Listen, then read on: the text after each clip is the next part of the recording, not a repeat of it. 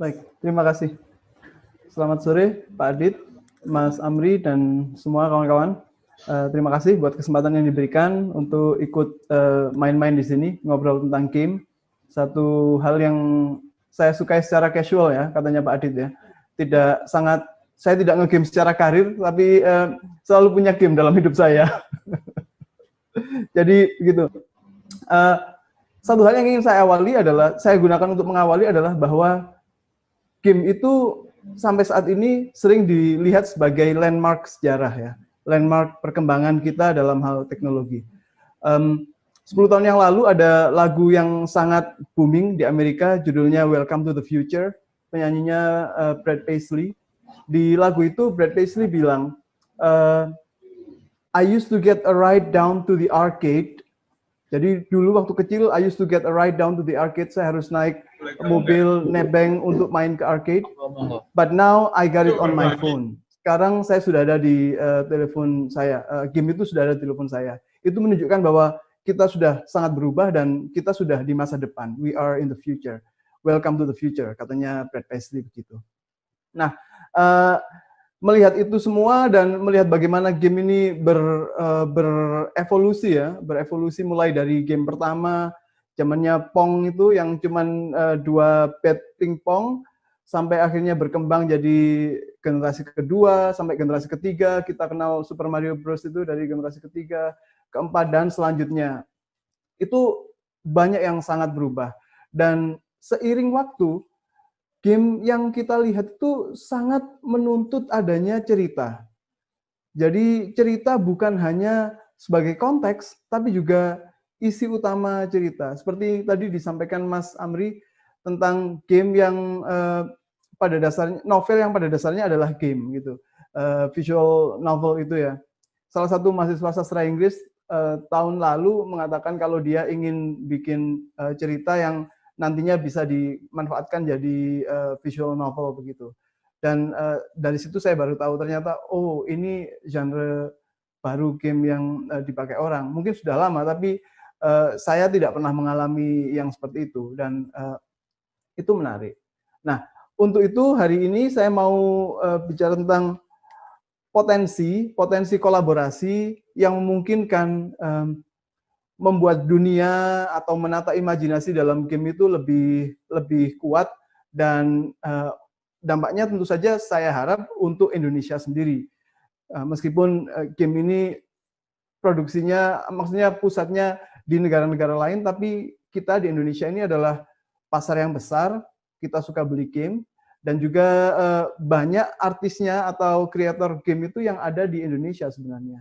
Nah, dari dua hal ini, kreator dan modal ini, kreator dan pasar ini, saya pikir ada satu intervensi yang harus kita kuatkan, yaitu kolaborasi ini untuk menciptakan pasar di negara kita sendiri dan memperkuat industri game itu di Indonesia sendiri.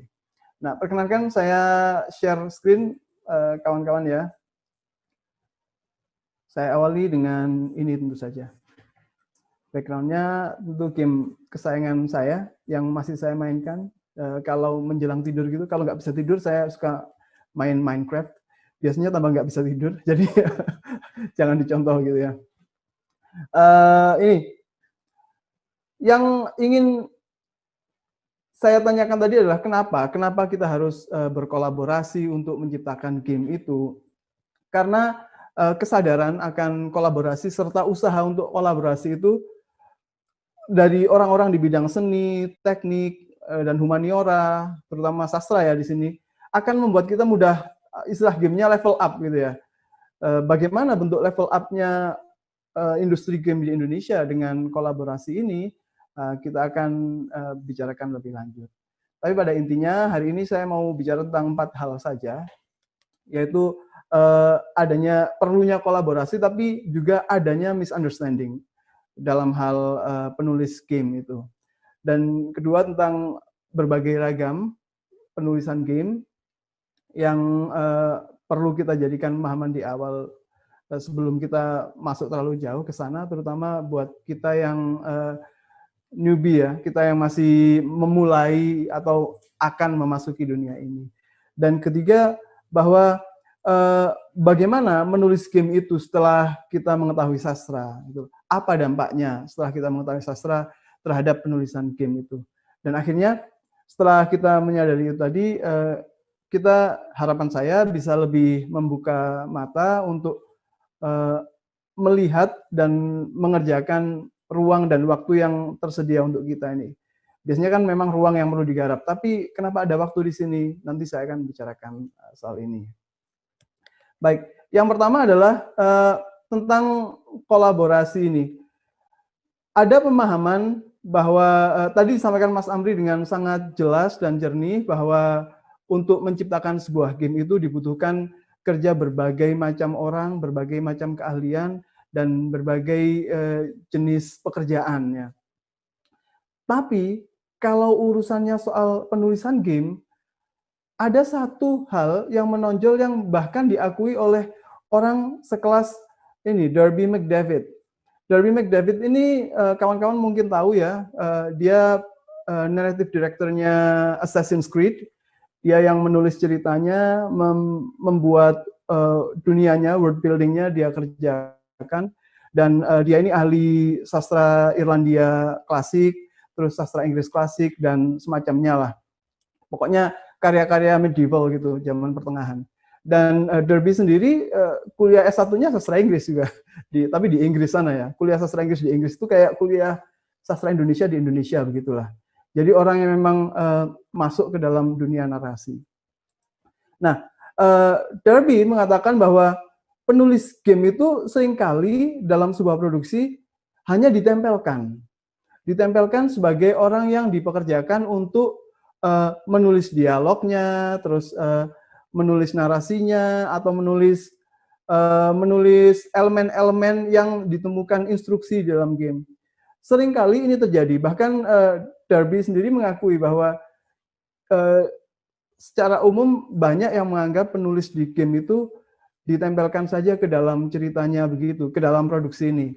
Mereka dibayar setelah konsep game itu sudah jadi gitu. Nah, tapi ya ada satu hal yang perlu disadari bahwa bagaimanapun yang paling utama dari game itu yang membuat orang sangat menyukainya kan gameplaynya ya, permainannya. Kalau gameplaynya nggak asik, sebagus apapun ceritanya tetap saja tidak akan jadi game yang menyenangkan gitu. Dan game yang sangat disukai orang yang populer pun tidak sedikit yang ceritanya jelek gitu. Jadi memang harus ada kesadaran dari orang yang dari bidang sastra atau bidang penulisan awalnya ya, dari bidang sastra atau penulisan, kalau masuk ke game ini harus menyadari bahwa ego sebagai penulis itu tidak pada tempatnya dimajukan di sini. Yang perlu dimajukan adalah kemampuan mereka untuk menggali gagasan dan lain sebagainya. Tapi kalau ego tidak bisa dipastikan situ, karena memang yang utama tetap gameplaynya. Tapi, nah ini ada satu tapinya yang menggantung di sini. Tapi akan lebih memperkaya pengalaman penonton atau pemakai ya, pengguna. Kalau game itu sudah gameplaynya bagus, ya ceritanya bagus sampai bikin orang nangis-nangis darah kayak Final Fantasy gitu ya. Jangankan main gamenya Final Fantasy itu. Lihat lagunya Suteki Dane apa Pak Adit ya? Itu pakai lagu itu saja kita kadang-kadang bisa terharu melihat adegannya dia masuk ke air langsung berubah itu.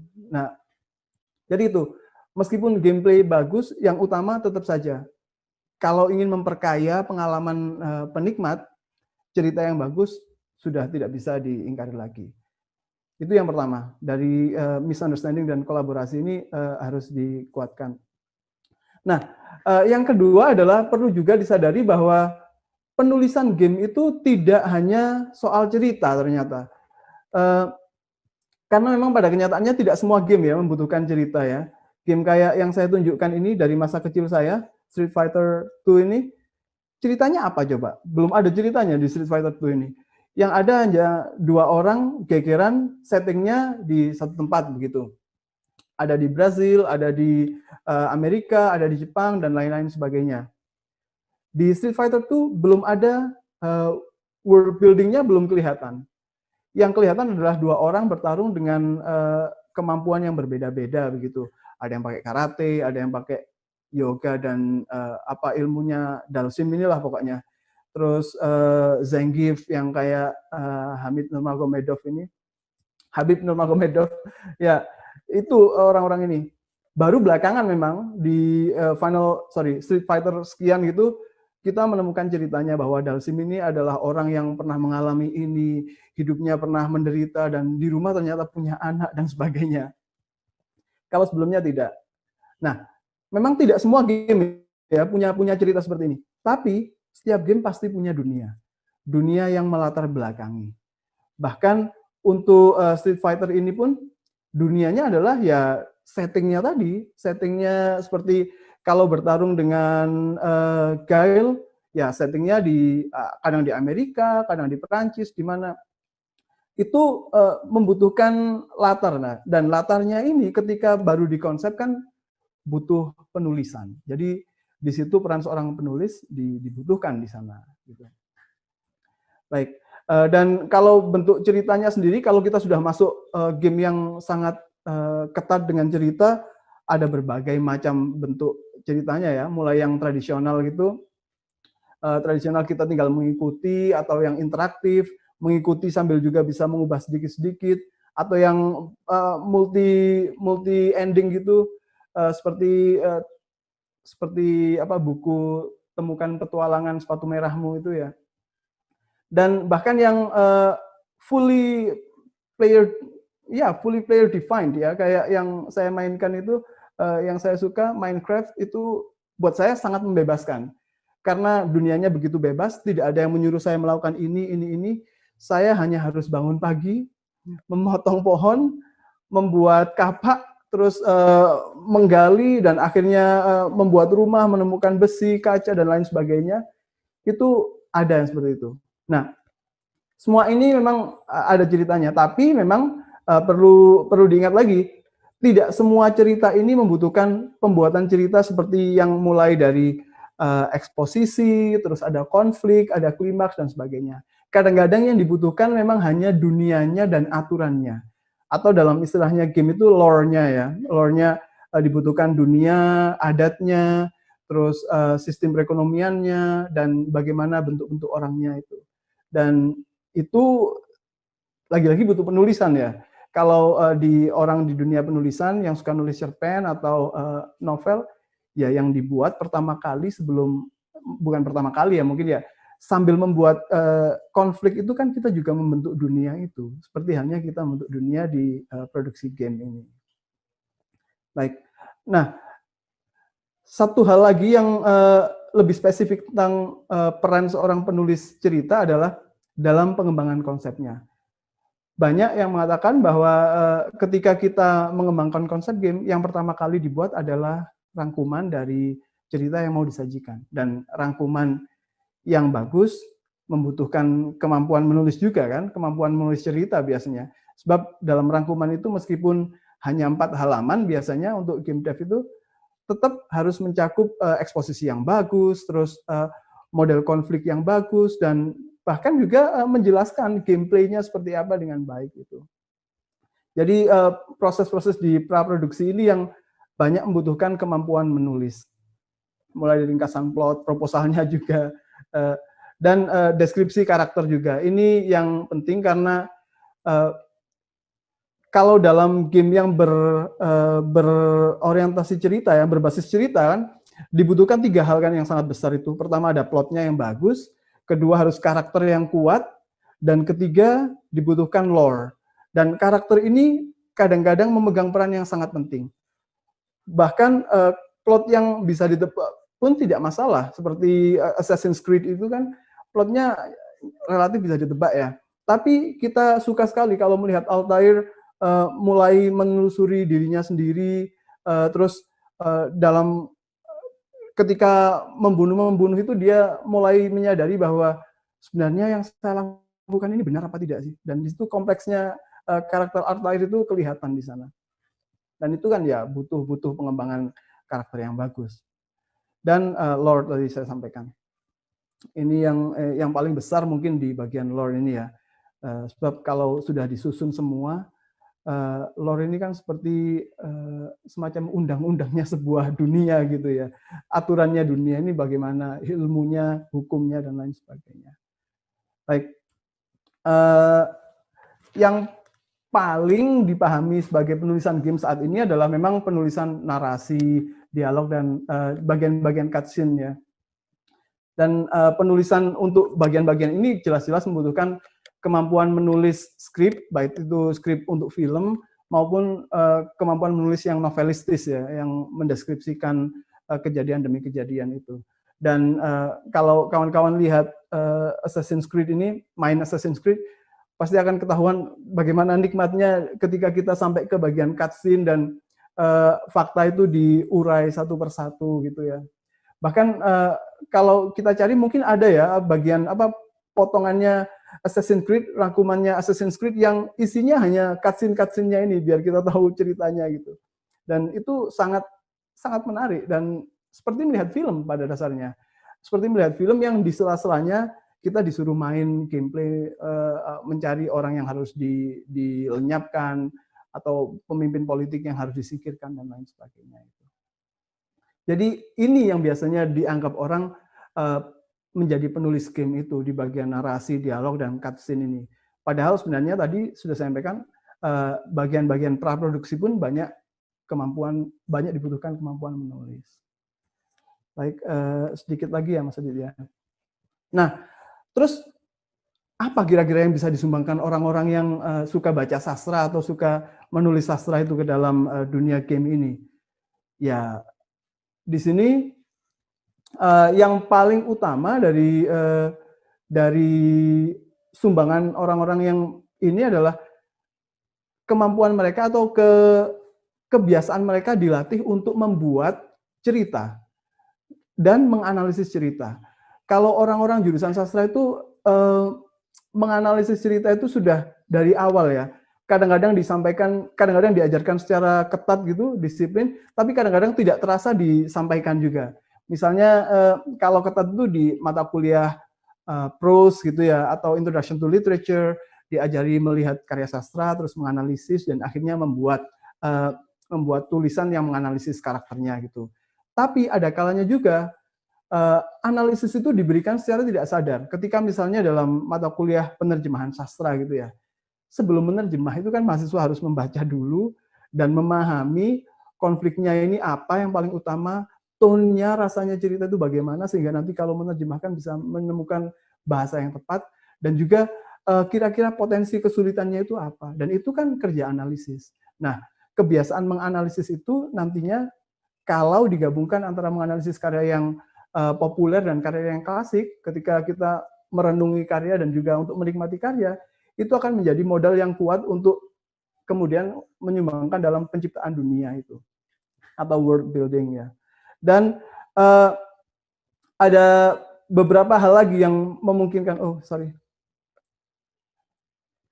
Nah, untuk menciptakan dunia ini dibutuhkan beberapa hal teknis yang mungkin tidak dikuasai oleh orang sastra ya kalau dari perkuliahan.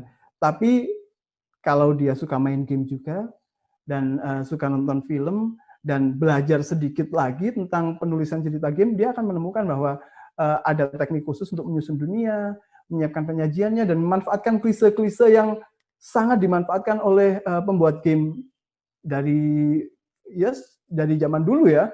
Misalnya tokoh yang sedikit-sedikit amnesia, terus akhirnya menelusuri masa lalunya untuk menemukan siapa dia sebenarnya. Terus ada tokoh yang setelah bertarung begini-begini ternyata dia bapaknya, seperti di Star Wars begitu. Terus ada kisah ancient civilization yang harus digali. Misalnya tadi di Assassin's Creed itu kan ceritanya kita memasuki kepalanya Desmond Miles untuk mengetahui dia itu dulunya apa dan informasi apa yang bisa kita ambil dari pikirannya. Dan itu adalah penguraian yang sebenarnya klise dalam game, tapi sangat perlu. Tidak semua klise itu buruk, dan dalam game banyak klise-klise ini yang dimanfaatkan untuk menjaga orang tetap suka, nggak terlalu kaget, tapi pada akhirnya menikmati permainannya. Lagi-lagi harus diingatkan bahwa yang paling utama dalam pembuatan game adalah gameplay-nya tentu saja, tapi cerita semakin mewarnai itu, memperkaya pengalamannya. Dan dengan kesadaran itu tadi, dengan kesadaran tentang kolaborasi, terus bentuk-bentuk penulisan dalam game dan modal yang sudah dimiliki oleh orang dari bidang sastra itu, maka mestinya kita bisa manfaatkan ini untuk mengolah apa-apa yang ada di sekitar kita, di sejarah kita, di masyarakat kita dengan lebih bebas. Kita tidak perlu terkungkung oleh pakem-pakem dalam masyarakat atau budaya untuk menciptakan game yang menarik.